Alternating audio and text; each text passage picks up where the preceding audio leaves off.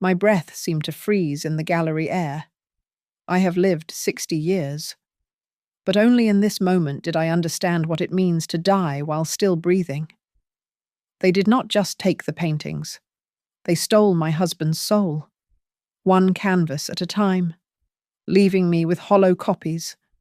They thought I was too old, too foolish, too faded to notice.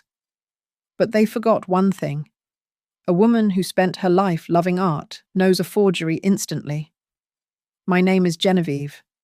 I am 62 years old, though on mornings like this, I feel closer to the age of the canvases I spent my career authenticating. My life used to be defined by the sharp, exacting world of high-end art appraisal, by the scent of old varnish and the precise weight of a canvas.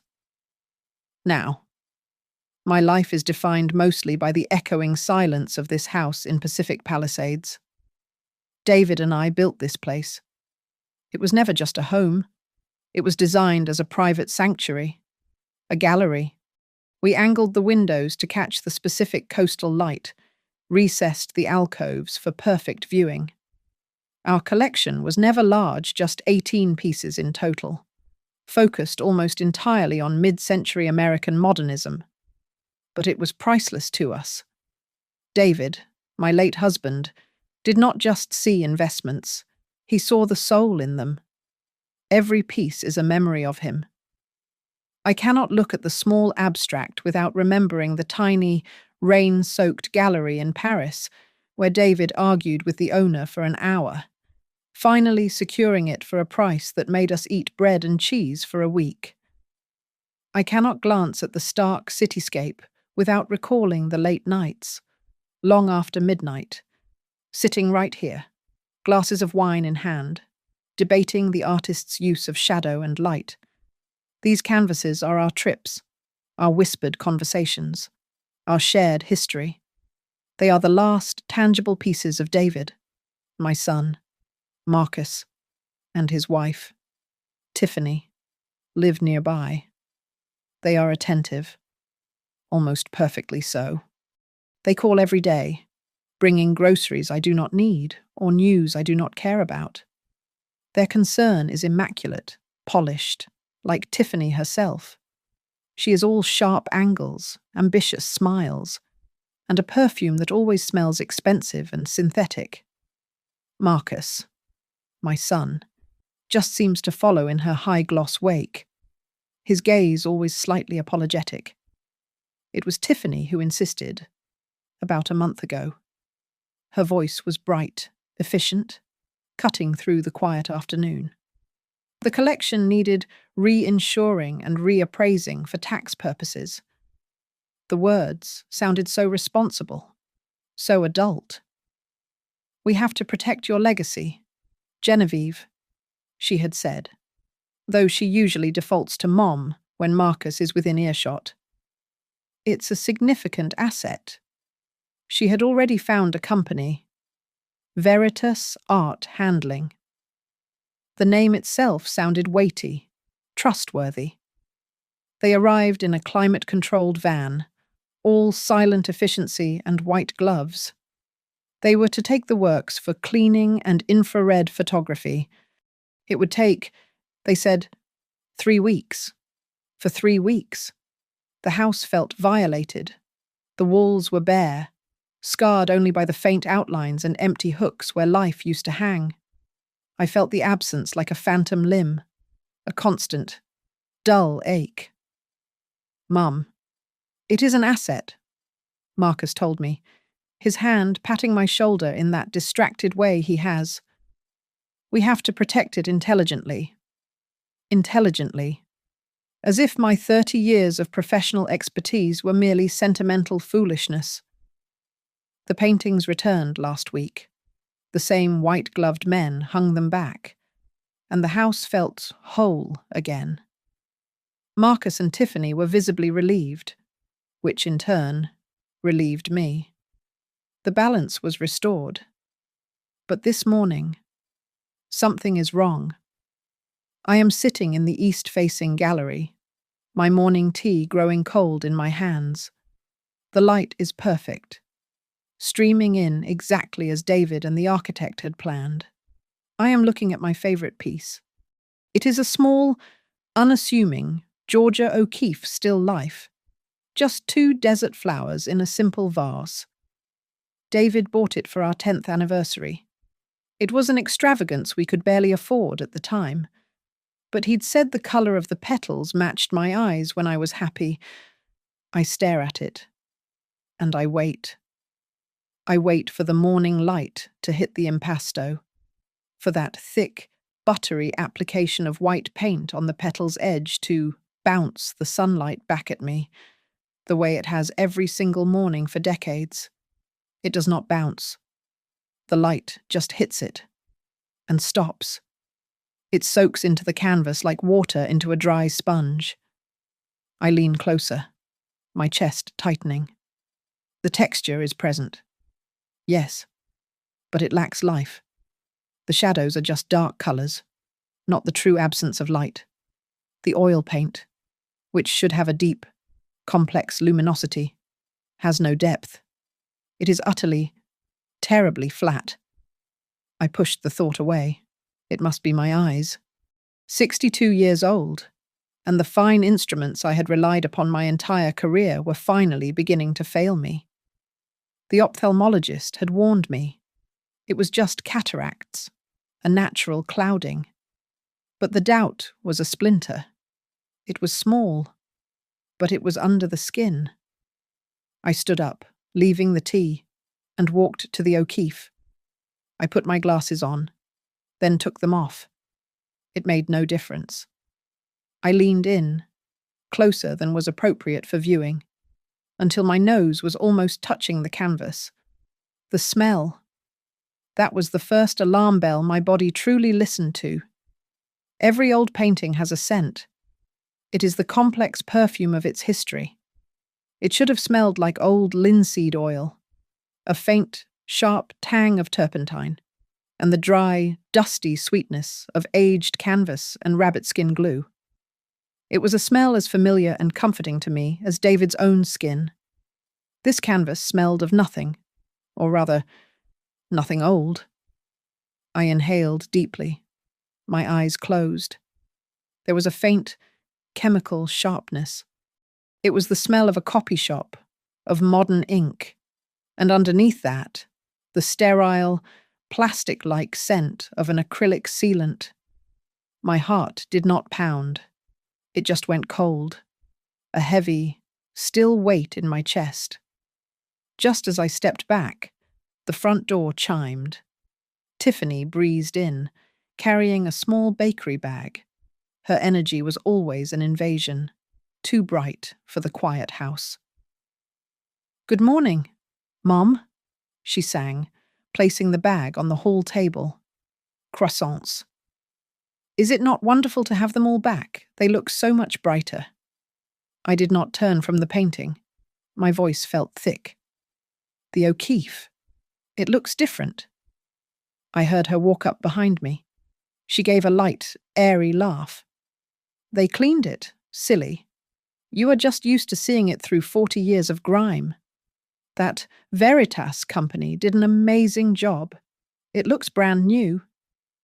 She said it with such confidence, such dismissive brightness. Brand new. The words hung in the air. An insult. A masterpiece is not supposed to look brand new. Her smile, when I turned to look at her, was just a fraction too quick. Her eyes already darting toward the kitchen, toward her coffee. She did not actually look at the painting. Not really. That night, I waited until I heard Marcus and Tiffany's car pull away after their obligatory check-in. I could not sleep. I went back to the gallery, this time with a magnifying glass. I left the lights off, using only the beam of my strongest reading lamp. I bypassed the O'Keeffe. I went to the Edward Hopper. It was a simple charcoal sketch of a lighthouse, a preparatory study David had found at a small estate auction. It was all about the line work. I went straight to the signature. Edward Hopper. The H was always the identifier. Hopper had a specific hesitation, a slight drag of the charcoal before the final downstroke. I had studied it a dozen times. Under the glass. The H was perfect. Too perfect. And the tremor I saw in the line was not the organic imperfection of a human hand moving with intention. It was a mechanical vibration, the microscopic jitter of a digital printer trying to replicate an analog line. It was a high-quality reproduction, a giclée print on archival paper. It was garbage. From that moment, the world shifted. The house was no longer a home, it was a stage. I was an observer. I began to notice things I had previously dismissed as the normal buzz of their busy lives. The whispers. Marcus and Tiffany, huddled by the front door, their voices dropping the moment I entered the room. I caught fragments, schedule, and the trip, and logistics. I sat in the library, pretending to read, and listened to Marcus in the hallway on his phone. His voice was low, agitated. "No, I told you we cannot cash it out immediately." He hissed into the receiver. "It has to wait 90 days. That was the deal. Just relax. The tickets are booked. She does not suspect a thing. She does not suspect a thing." The blood drained from my face, leaving my skin cold and tight. Tickets. 90 days. Cashing out. I waited until they were both gone, claiming a dinner meeting in Santa Monica. I searched the living room, driven by a cold, desperate instinct. They were careless.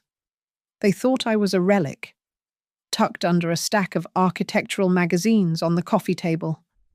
I found it. It was not a simple brochure. It was a thick, embossed catalogue, heavy with expensive paper and glossy photographs of exotic ports. The Admiral's World Cruise. I opened it.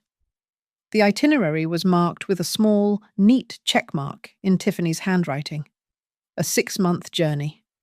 Departures from Los Angeles. A full world circumnavigation.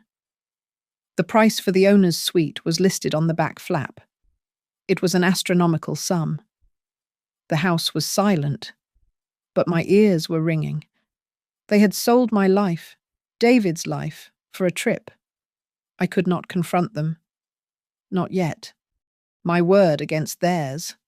An old woman's fading eyesight against their bright, competent concern. Tiffany would just smile that pitying smile, and Marcus would look hurt, and they would tell me I was confused. I was an expert. But I needed an expert's verification. My suspicions were based on instinct and observation, but this required forensics. This required someone who was not family, someone whose loyalty was absolute, not to me, but to the art itself. The name came to me in the small hours of the morning. Arthur. Arthur Vane. He must be well past 70 now. Arthur was my husband's chosen restorer, a grumpy, methodical artisan who worked out of a cavernous, solvent-smelling loft in the old industrial district downtown.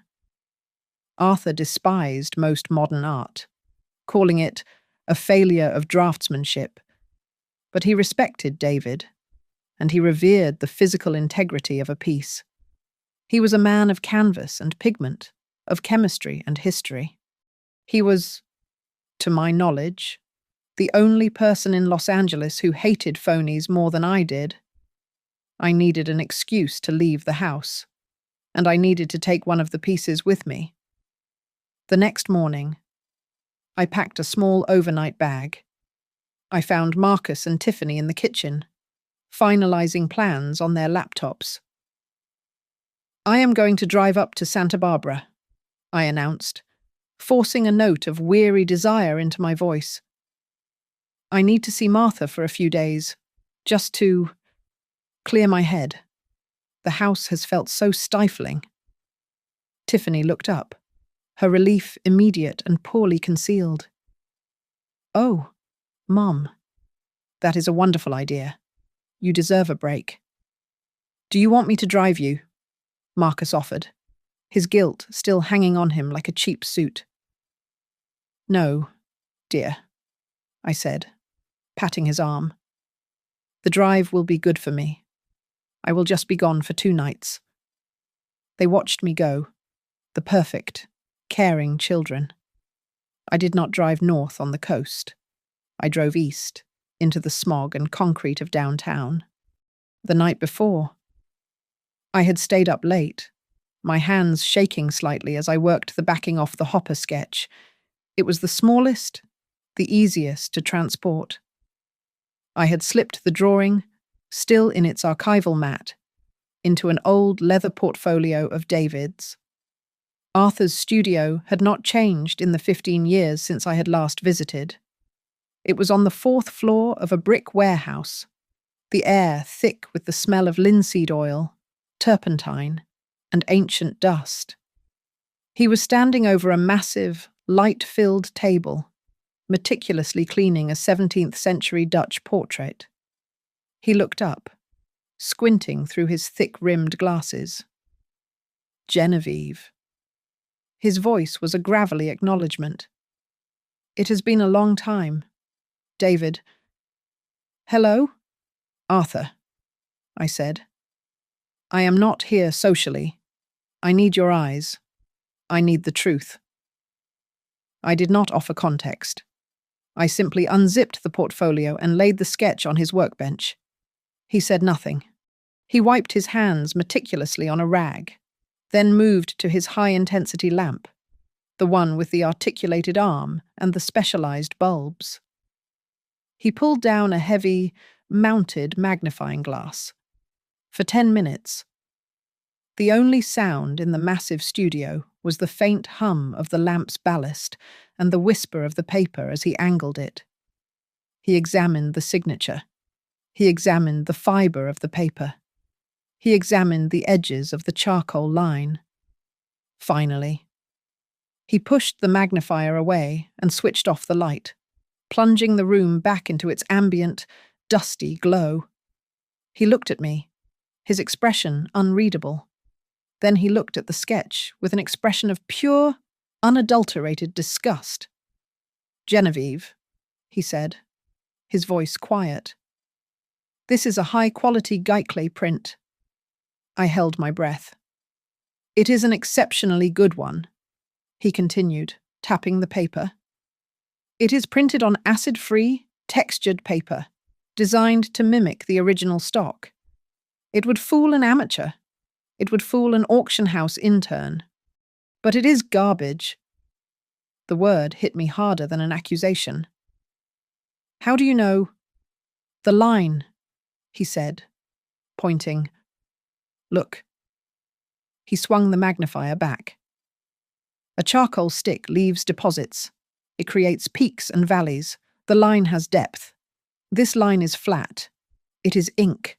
Thousands of microscopic dots of it, sprayed onto the paper. It is a photograph." My knees felt weak. I sat on the stool he kept nearby. "Arthur, they are all like this." I told him everything. The Veritas Company, the 3 weeks, the chemical smell from the O'Keefe, the whispers, the Admiral's world cruise.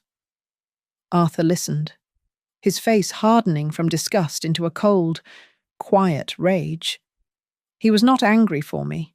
He was angry for the art. He was angry for David.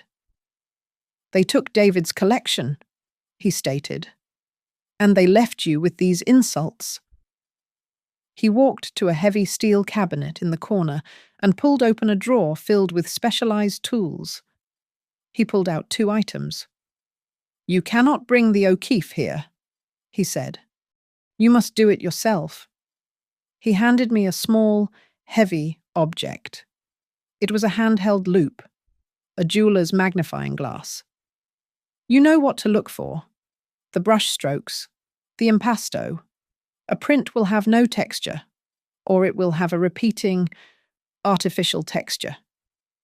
He then handed me a small, black metal flashlight. This is an ultraviolet light. Wait until they are gone. Wait until it is dark. Shine this on the O'Keefe. Real oil paint. The old mineral pigments. They fluoresce unevenly. Cadmiums will glow orange. Zinc white is a pale yellow. It will look blotchy, alive. He clicked the light on, pointing it at a jar of modern pigment on his shelf. The powder glowed a flat, dead, uniform, purple-blue.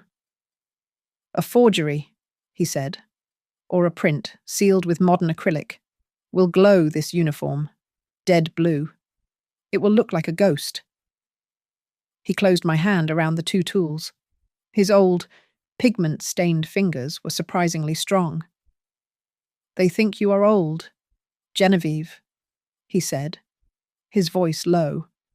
They think your eyes are gone. They think you are a doddering fool who cannot see the difference. Use that.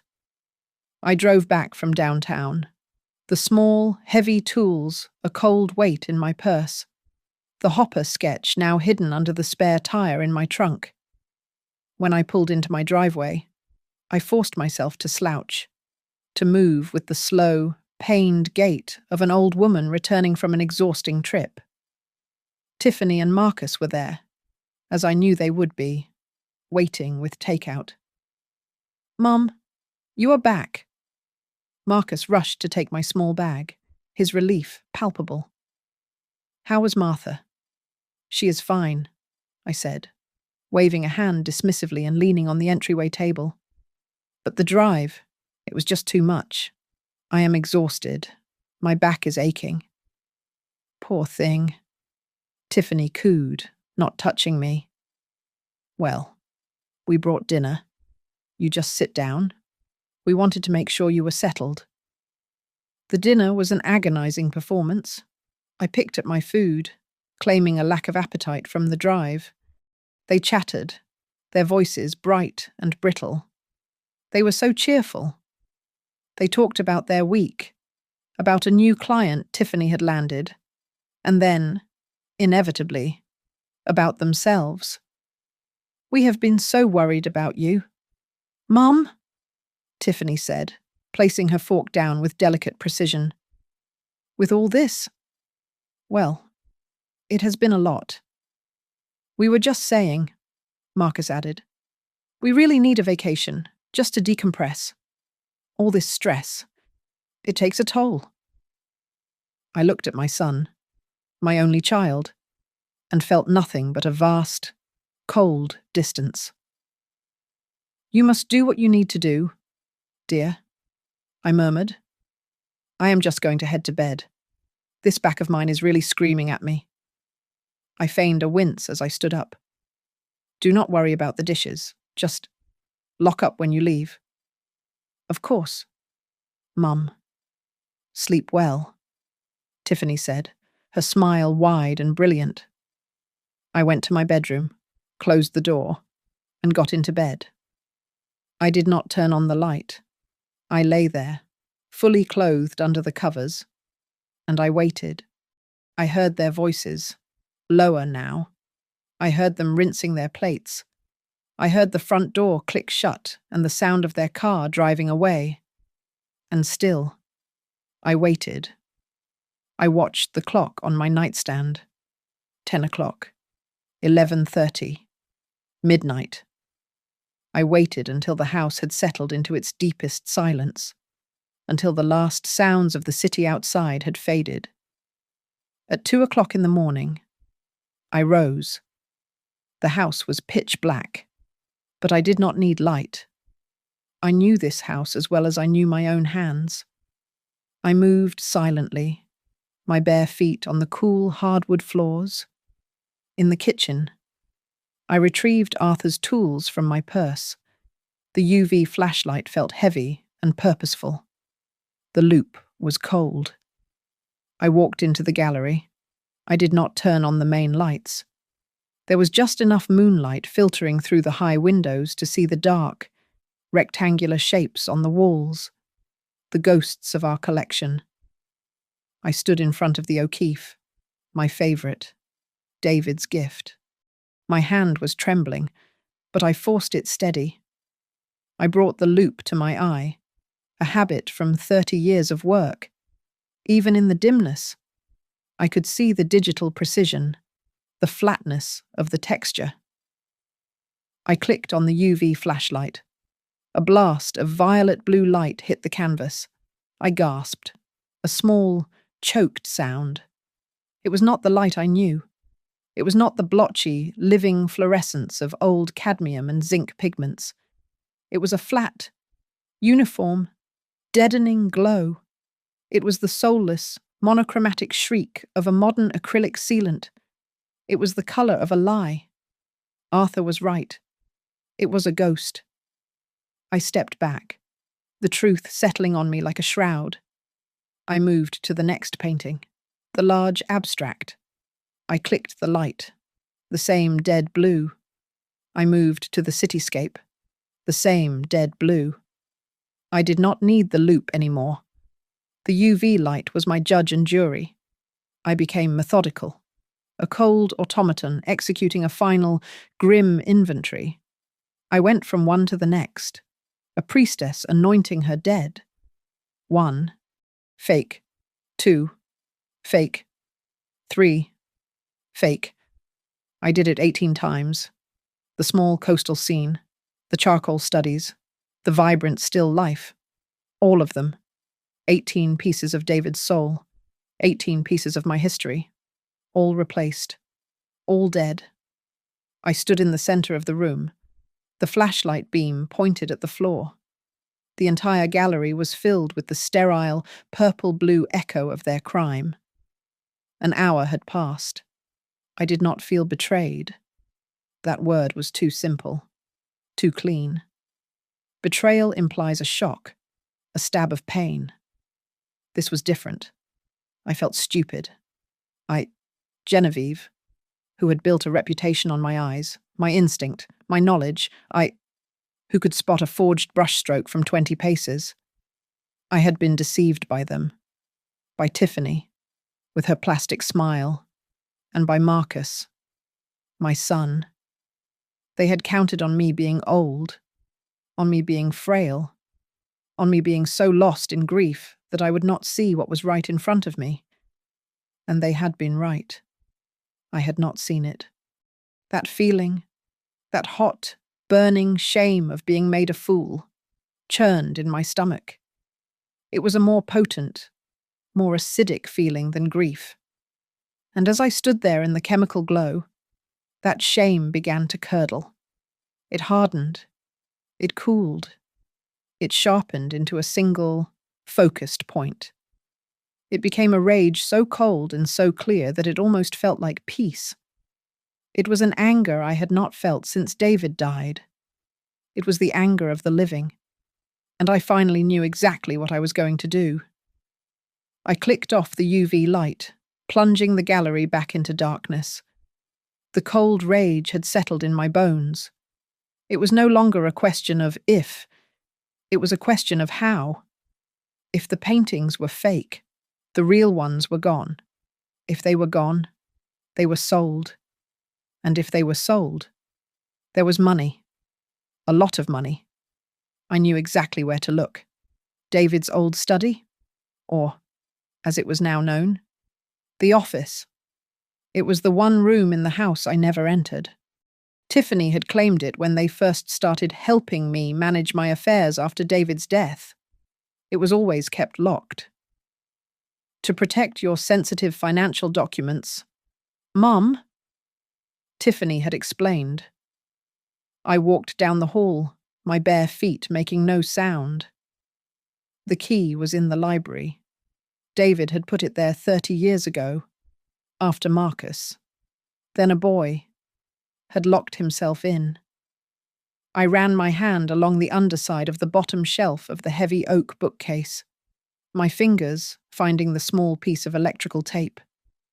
The key was cold in my palm. The lock clicked open with a soft, oily snick. I opened the door, and the smell hit me. It was no longer David's room of old books, pipe tobacco, and leather. It smelled like Tiffany's perfume and new electronics. The old mahogany desk was gone, replaced by a white, sterile set of workstations, new computers, a massive printer, and towering stacks of Tiffany's binders, all neatly labelled. I went to the computer on the right, Marcus's. I tapped the spacebar, and the screen lit up, asking for a password. My fingers hovered over the keyboard. I tried David and his birthday. Access denied. I tried the name of our old dog, a golden retriever he had adored. Access denied. I paused, thinking, what was the most important thing to them right now? What was their god? I typed ADMIRALSCRUISE25. Welcome. Marcus. A wave of nausea hit me, so strong I had to grip the edge of the desk. His desktop was clean, organized, Tiffany's influence. I searched the folders. Taxes, household, personal, and then one that stood out, legacy project. I double-clicked. It was not encrypted. They had not even bothered to truly hide it. So confident was their belief in my incompetence. The folder was a neat, digital catalogue of their crime. It contained emails from an auction house I had vaguely heard of, a small, discreet firm in Geneva, Switzerland, one known for private sales that never made the papers. There were subfolders. Each one contained high-resolution, professional photographs of my paintings, the real ones. Seeing them, so bright and clear on the screen, felt like a second theft. Then, the contracts, 18 of them. Private sale agreement. All signed by Marcus. Under a power of attorney, I vaguely remembered Tiffany insisting I sign for stock management. I found the bank statements, a new account, opened 3 months ago in the Cayman Islands. A single wire transfer from the Swiss auction house, $11.2 million. I stared at the number, the zeros seeming to blur.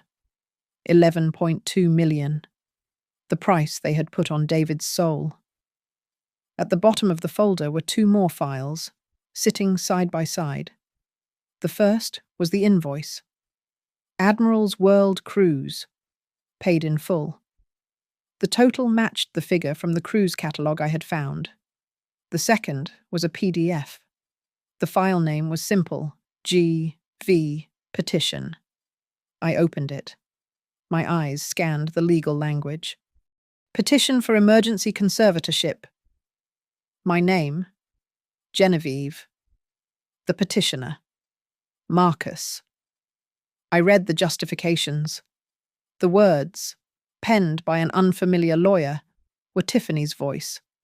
They claimed I was suffering from severe cognitive decline, that I was displaying signs of paranoia, that I was incapable of managing my own financial affairs and a danger to my own assets.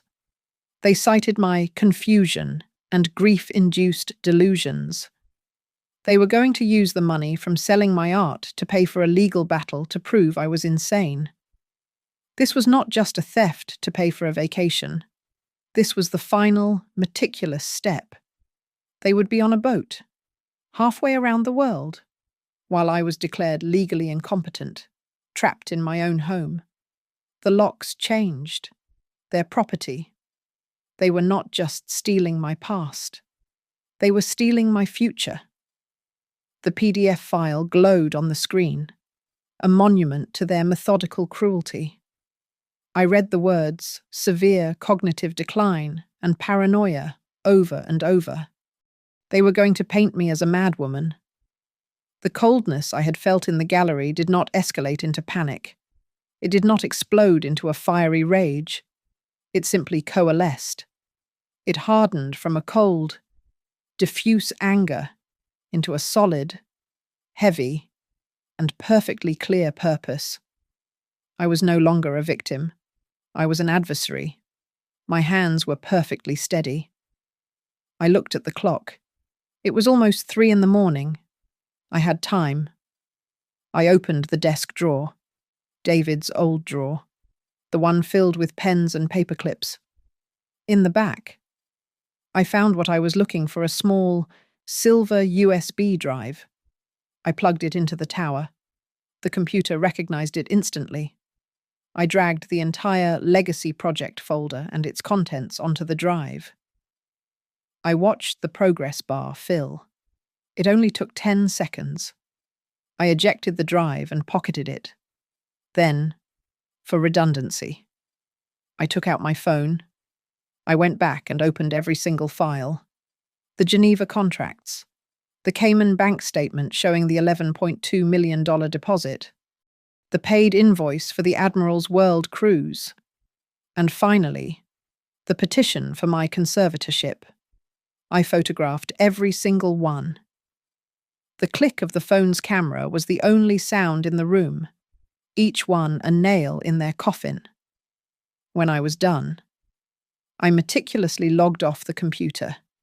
I wiped the keyboard and mouse with the hem of my nightgown, a habit from a lifetime of handling delicate objects. I stood up, walked out of the study, and used the key to lock the door behind me. I slid the key back under the bookshelf in the library, back into its taped hiding place. I walked to my bedroom and got into bed. I did not sleep. I watched the dark blue of the night slowly fade into the grey, then the pale pink of dawn. The full realization settled over me. They were not just reckless children, stealing money for a luxury trip. This was a calculated execution. The trip was the escape, but the petition was the final act. They would set sail, unreachable, and while they were sipping champagne in the South Pacific, their lawyers would be here, in Los Angeles, presenting this document to a judge. They would use my money to pay the lawyers who would strip me of my name, my home, and my mind. By the time they returned in 6 months, I would be a ward of the court, with Tiffany as my legal guardian. I closed my eyes. They had left me with nothing, which meant I had nothing left to lose. I rose when I heard their car in the driveway, just before 9 o'clock. I showered, dressed, and went to the kitchen. I was humming, an old tune David used to like. I pulled out the heavy skillet and began cracking eggs for an omelette. They came in, looking wary, clearly surprised to see me upright and functional. "Good morning, dears," I said brightly, not turning around. "I hope you are hungry. I am making breakfast." "Mom," Marcus said, his voice hesitant. "You are up." "Of course," I said, whisking the eggs. "I feel wonderful. Did you sleep well?" Tiffany stepped forward, her eyes narrowing slightly, searching me for cracks. "We slept fine. Are you feeling okay?" "I feel better than I have in months," I said, pouring the eggs into the hot pan. I turned and gave her my most serene, slightly vacant smile. "What are your plans for the day?" Tiffany glanced at Marcus, a quick, almost imperceptible signal. "Oh, just errands, actually, Mum. I am glad you are feeling strong. I need to take you to handle some bank paperwork next week. Just a routine update on the accounts. It will not take long." There it was. The trap. The first step in gathering the proof for the petition. Getting me in front of banking officials where I would seem confused by the complex documents she would put in front of me. I smiled at her. "Wonderful, dear. Thank you for keeping track of all that. It is such a relief. I honestly do not know what I would do without you." Marcus was staring at me, his face pale, his guilt a visible shroud. "You seem different, Mom. You seem, well." I carried the finished omelette to the table and set it in front of him. I slept very, very well, Marcus, I said, patting his shoulder. I feel as if a great weight has finally been lifted from my shoulders. They both smiled, relieved. They thought I meant the burden of my grief, or the weight of managing my own affairs. They thought I was finally, blissfully surrendering to their care. They had no idea that the weight I had shed was my ignorance, and that it had been replaced by the cold, hard certainty of their destruction. After they left, I washed the 3 plates, my hands steady in the warm, soapy water. I felt no hesitation, no flicker of doubt. The woman who had cried in the gallery 2 nights ago was gone. In her place was a person I had not met before, someone with a singular, glacial purpose. I dried my hands, went to the library, and looked up a name I had not needed in over a decade. The best estate litigation lawyer in Los Angeles. Her name was Evelyn Davenport. She was known. In the circles David and I used to move in, as a surgeon. She did not waste time. She did not suffer fools. And she never, ever lost. I called her office. I did not use my name. I simply said I had an urgent, time-sensitive matter regarding high-value asset fraud and elder abuse statutes. I had a meeting for 4 o'clock that same afternoon. I called Arthur. "I need you," I said. "Bring the hopper." I did not meet Ms. Davenport at my home. I would not allow this new, clean purpose to be contaminated by that house. Her office was in a steel and glass tower in Century City. It was silent, expensive, and cold. Evelyn Davenport was a woman of about 60, dressed in a severe charcoal grey suit. Her hair pulled back so tightly it seemed to stretch the skin of her face. She did not smile. She just motioned for us to sit. "You have 30 minutes to convince me my time is not being wasted," she said, her voice a low, precise monotone. I did not speak. I took the small, silver USB drive from my pocket and slid it across the vast, empty expanse of her desk. "Here is a folder," I said. "It contains contracts for an illegal private sale of 18 masterpieces to a Geneva auction house. It contains a bank statement from the Cayman Islands for an $11.2 million deposit. And it contains a petition for my conservatorship, filed by my son, alleging I am paranoid and cognitively compromised." Arthur placed the matted hopper sketch on the desk next to the drive. "And this," he said, "is what they left her in its place. A Giclée print. I am a certified restorer and an expert in mid-century authentication. I am prepared to testify that her entire collection has been replaced by worthless forgeries." Davenport looked from the sketch to the drive. She plugged the USB into her computer. She did not ask a single personal question. She did not ask me how I felt. She simply read. Her face remained absolutely impassive as she clicked through the files. She read the Geneva contracts. She analyzed the Cayman bank statement. She read, very slowly, every word of the conservatorship petition. The silence in the room stretched for a full 15 minutes. Finally, she leaned back, her fingers forming a small steeple under her chin.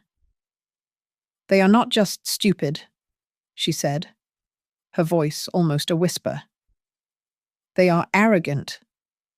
She looked at me. "They are guilty of wire fraud, conspiracy, and, given this petition, conspiracy to commit elder fraud. That is a felony, Mrs. Harding, a serious one. The district attorney would be very interested in this." "I do not want them arrested," I said. Davenport's eyes held mine. She was assessing me. "Not ever. Not yet." I said. I want my property returned. I want my money. And I want them neutralized. A very small, very thin smile touched the corner of her mouth. Neutralized. I can do that. She clicked her mouse. We move on the money first. My international counterparts will have that Cayman account frozen by morning. The 11 million will be locked down before they can even check the balance. Second, we use these sales invoices. We will draft a notice to Interpol and the Art Loss Register. Those 18 paintings will become toxic. They will be unsellable, unmovable, and they will be flagged as stolen property the moment they surface. She pulled a set of documents from a drawer and began making notes. Third, we prepare a new last will and testament and a new, durable power of attorney. Effective immediately. Your son, Marcus, will be excised from your life. He will have no authority, no access, and no inheritance. Not $1. She pushed another document toward me. This is an emergency restraining order. It will bar Marcus and Tiffany from contacting you, from coming within 500 yards of your home, and from accessing any of your other financial accounts. Sign it, and I can have them served by tomorrow night. I looked at the paper. The power in it was absolute. It was the "Protect Yourself Now" button. I pushed it back toward her. No, I said. Davenport raised a perfectly sculpted eyebrow. You are refusing protection. I am postponing it, I said. I need them to know that I did this. I need to see their faces when they understand who I am. That is a risk, she said. It is a necessity, I replied. They think I am a frail, confused old woman. I will not hide behind a stack of legal papers. I will be the one to tell them. I stood up, my resolve firm. They are planning a goodbye dinner. I need a plan for that. The announcement came on Thursday, just as I was returning from a walk. They were waiting for me, practically vibrating with suppressed excitement. Mom. Marcus started, his eyes fixed on a point just past my shoulder. We have some news. Tiffany took over, her voice smooth and bright. We have decided to take a spontaneous trip, just a little getaway. We are leaving this Sunday. A getaway? I asked, arranging my features into a look of mild, maternal surprise. How wonderful. Where to? Oh, just a cruise, Tiffany said, waving her hand as if it were a trip to Catalina. Just for a few weeks, to recharge. We have been so worried about you, Mum, and honestly, we are just burned out. Just a few weeks, Marcus echoed, the lie sitting poorly on him. Sunday. That gave me 2 days. But this is cause for celebration, I insisted, clasping my hands together. You must let me host a proper farewell dinner. Not tomorrow. That is too soon. It must be Saturday. A real send-off, to thank you for everything you have done for me. I watched them exchange a quick, subtle glance. This was perfect for them. The loving, slightly dotty mother, giving them her blessing. It would be the final, perfect alibi to their own conscience. Mom, you do not have to do that, Marcus said, the guilt heavy in his voice. I insist, I said, using a tone of frail determination. Saturday night, 7 o'clock. It is settled. They agreed. They were visibly relieved, believing I was completely oblivious, that their victory was total. I spent all of Friday preparing. I did not cook. I did not clean. My preparations were strategic. My first stop was the bank. I went to the branch in Beverly Hills and requested access to my safe deposit box. The cool, quiet vault smelled of old money and metal. I slid out the long, thin box. I did not look at the pearls or the old bond certificates.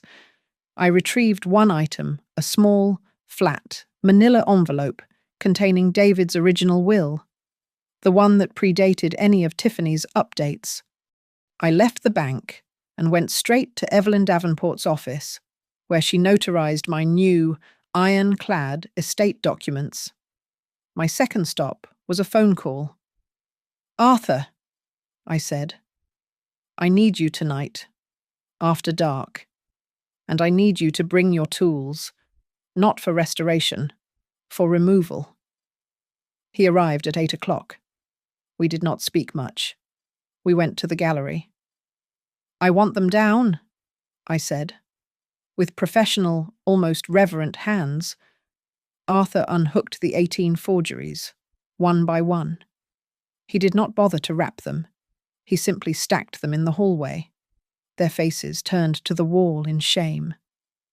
When the room was empty, the walls looked wounded, covered in pale squares where David's life had once hung. The silence was profound. "Now," I said, "we hang the last one." I went to my bedroom, to the heavy, built-in armoire. I pressed a false panel in the back, a secret compartment David had built for my jewelry. Inside, wrapped in old silk, was the painting. It was the very first piece David had ever bought for me, long before we had money. A small, simple seascape, worth almost nothing financially, but everything sentimentally. I had hidden it the day Veritas had come. "Here," I said, handing it to Arthur. "I want it on the center of the main wall." He hung it. The small, honest, real painting looked tiny and defiant in the vast, empty room. Saturday came. The air in the house felt thin, electric. The storm was gathering. At 6 o'clock, I began to dress. I bypassed the beige cashmere and the sensible skirts I had been wearing for 2 years. I went to the back of my closet and unzipped a garment bag. I pulled out the dress I had worn to our 30th anniversary gala. It was made of heavy, black velvet, cut in a way that was both elegant and severe. It was a dress that meant business. I set the dining table. I used David's wedding china, the heavy silver, and the crystal that sang when touched. I had ordered a full, extravagant dinner from the best restaurant in town. It was waiting, warming in the kitchen. The gallery, visible from the dining room, was dark. The only thing illuminated was the single, small seascape, a spotlight on the truth, and on the table, at the center of each pristine, white plate. I placed a small, beautifully wrapped box, one for Marcus, one for Tiffany. They were wrapped in simple, cream-colored paper, tied with perfectly straight, funereal black silk ribbons. The doorbell rang at precisely 7 o'clock. I was standing by the dining table, adjusting the alignment of a silver fork. I felt no nerves. I felt a profound, arctic calm.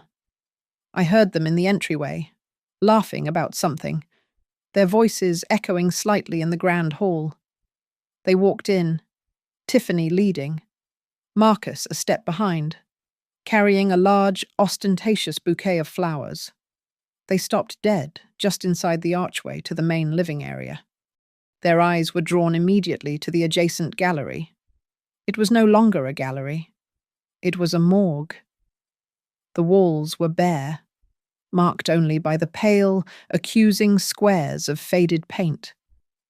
The only light came from the single, focused beam on the one small seascape, which hung in the center of the emptiness like an epitaph.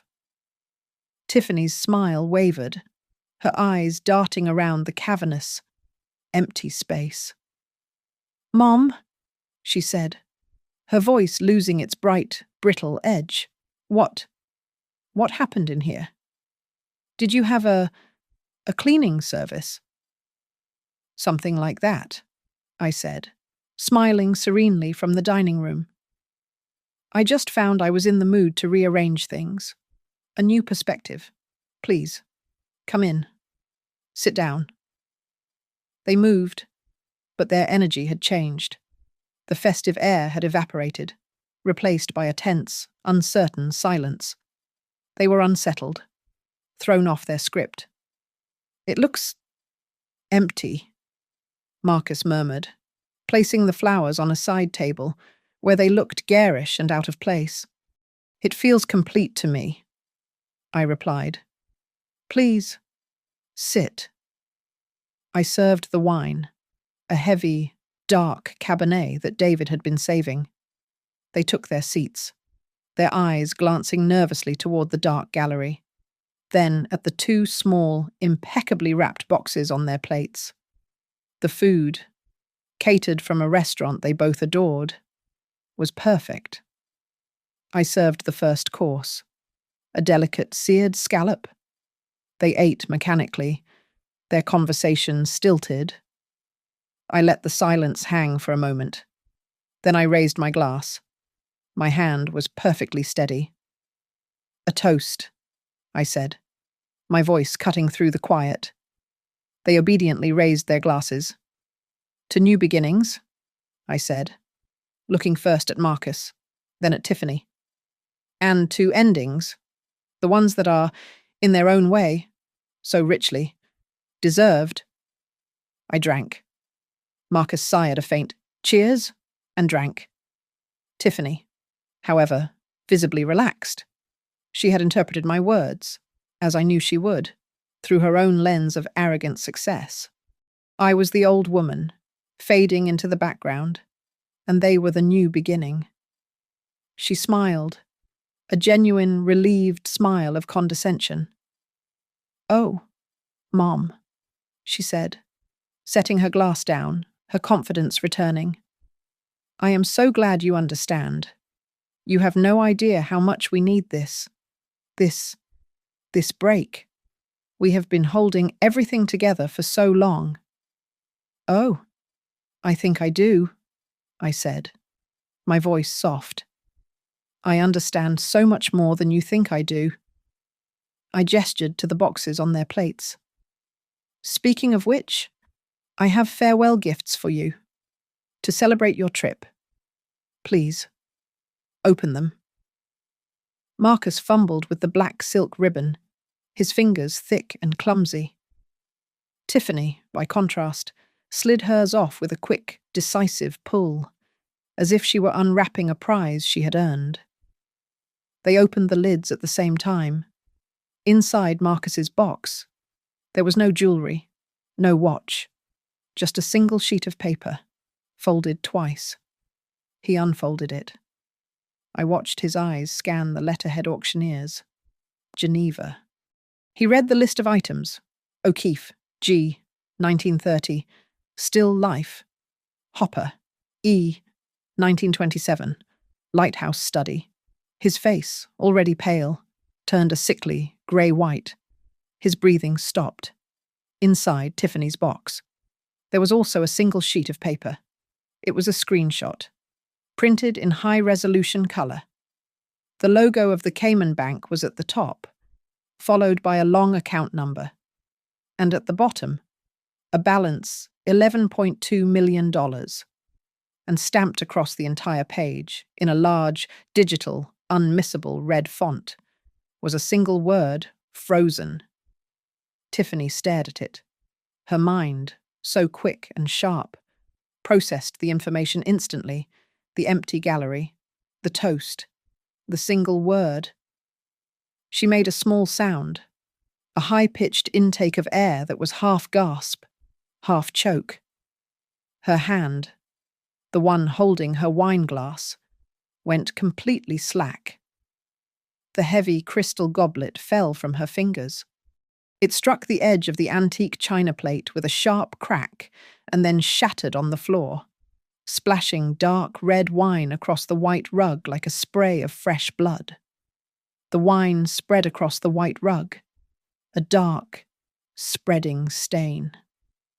Tiffany's hand was still in the air, her fingers curled in the shape of the glass she had just dropped. Marcus was completely white, his gaze fixed on the Geneva auction document, his mouth hanging open. "The Admiral's World Cruise," I said.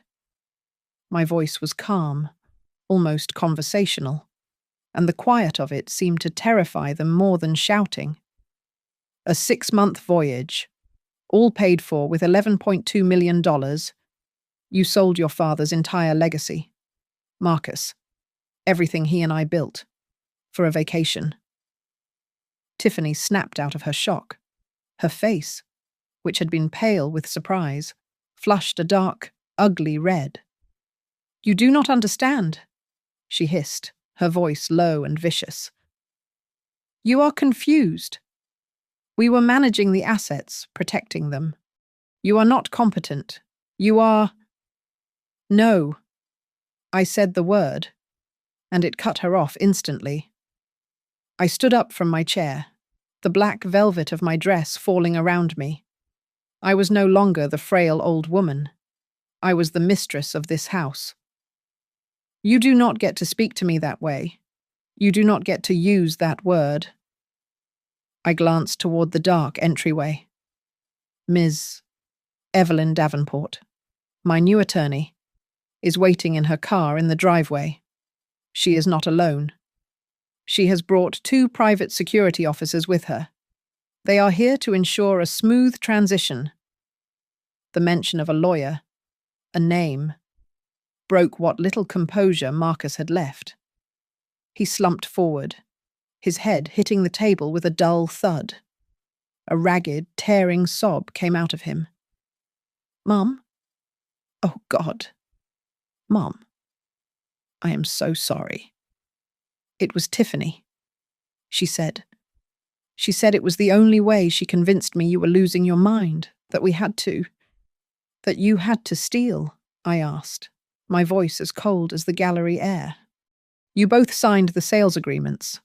Marcus, you both signed the applications for the offshore account. Your name is on every single piece of paper." I turned my full attention to Tiffany. She was breathing fast, her eyes darting between me and the front door, a cornered animal calculating its escape. "And as for your petition, Tiffany," I continued, "your petition for emergency conservatorship. It was dismissed by a judge this afternoon, just 3 hours ago. It turns out judges take a very dim view of fraud. I sent him your Cayman bank statements, along with your claims of my paranoia. It was illuminating for him." Her face crumpled. This was the blow that finally landed. The legal one. "I called the cruise line this morning," I said, walking away from the table, toward the empty gallery. I explained the situation. "I had to cancel your tickets, of course. A terrible shame, but they understood. Fraud, you know." I stopped in front of the single, small seascape, the only true thing left.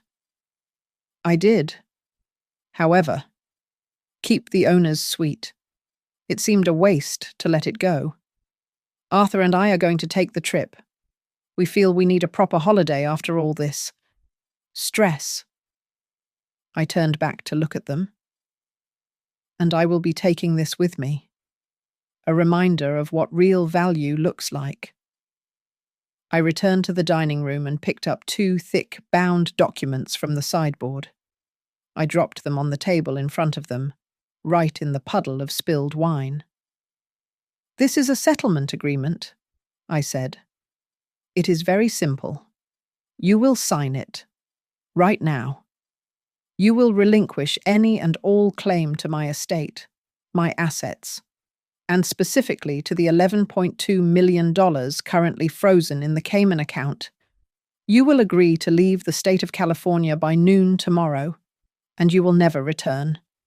You will never contact me again." Marcus looked up, his face streaked with tears. Or what? Or, I said. I will have Ms. Davenport file the criminal charges we have already prepared. Wire fraud, conspiracy, felony elder abuse. You will be arrested. Here, tonight, and you will not be getting out on bail. There was no choice. There was only prison or exile.